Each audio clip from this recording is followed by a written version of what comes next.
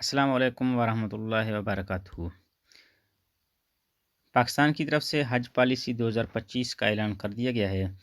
سامعین، یہ آپ کو بتاتا چلوں کہ اس سال 1,79,210 عازمین حج بیت اللہ کا حج ادا کر سکیں گے۔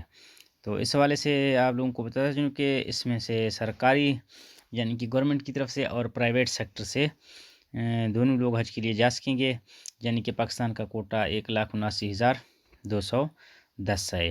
یہ دونوں یعنی کہ پرائیویٹ سیکٹر اور گورنمنٹ سیکٹر میں ایکولی تقسیم ہوں گے، یعنی کہ برابر کی بنیاد پر تقسیم ہوں گے۔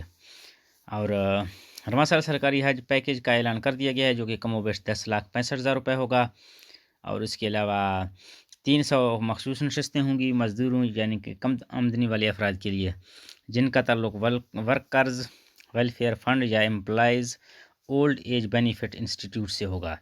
اس کے علاوہ جو ہارڈ شپ ایریاز ہیں ان کے لیے 1000 کینڈیڈیٹ کے لیے مخصوص نشستیں رکھی گئی ہیں، اور اس کے علاوہ باقی 12 سال سے کم عمر بچے اس سال حج کے لیے نہیں جا سکیں گے۔